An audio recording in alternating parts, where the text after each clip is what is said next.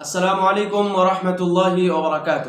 الحمدللہ رب العالمین والصلاة والسلام علی رسولہ الکریم، اما بعد۔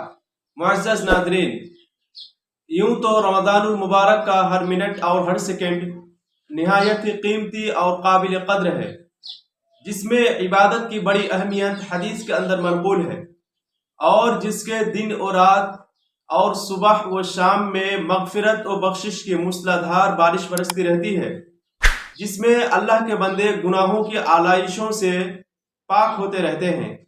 لیکن اس ماہ مبارک کا آخری عشرہ یعنی آخری 10 دن پچھلے 20 دنوں کے بالمقابل اس اعتبار سے زیادہ اہمیت کا حامل ہے کہ اس کی طاق راتوں میں ایک ایسی رات آتی ہے جو 1000 مہینوں سے افضل ہے۔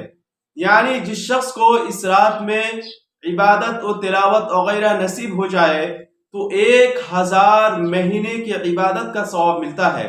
اللہ رب العزت والجلال نے قرآن مجید کے اندر ارشاد فرمایا، اِنَّا أَنزَلْنَاهُ فِي لَيْلَةِ الْقَدْرِ، بے شک ہم نے اس قرآن مجید کو شب قدر میں نازل فرمایا۔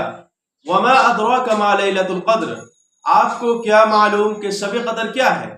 لَيْلَةُ الْقَدْرِ خَيْرٌ مِّنْ أَلْفِ شَهْرٍ، شب قدر 1000 مہینوں سے افضل ہے۔ 1000 مہینے کا اگر حساب لگایا جائے تو 83 سال 4 مہینے ہوتے ہیں۔ اللہ تبارک و تعالیٰ کی اس امت پر کتنی بڑی مہربانی ہے کہ صرف ایک رات میں عبادت کا ثواب 83 سال 4 مہینے کے بقدر بڑھا کر عطا کر دیتا ہے۔ شب قدر وہ مبارک رات ہے جس میں اللہ تبارک و تعالیٰ کا کلام نازل ہونا شروع ہوا، جو عزت و حرمت کی رات ہے، جو امن و سلامتی اور شانتی کی رات ہے، جس میں دنیا کے لیے امن و سلامتی اور شانتی کا پیغام اترا۔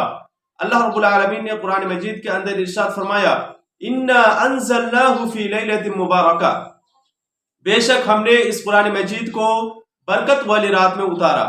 اِنَّا كُنَّا مُنذِرِينَ، بے شک ہم ڈرانے والے ہیں۔ اس کے بعد اللہ رب العالمین نے فرمایا، فِيهَا يُفْرَقُ كُلُّ أَمْرٍ حَكِيمٍ، اسی رات میں یعنی لیلۃ القدر میں ہر ایک مضبوط کام کا فیصلہ کیا جاتا ہے۔ قرآن و حدیث میں لیلۃ القدر کی بہت بڑی فضیلت ہے۔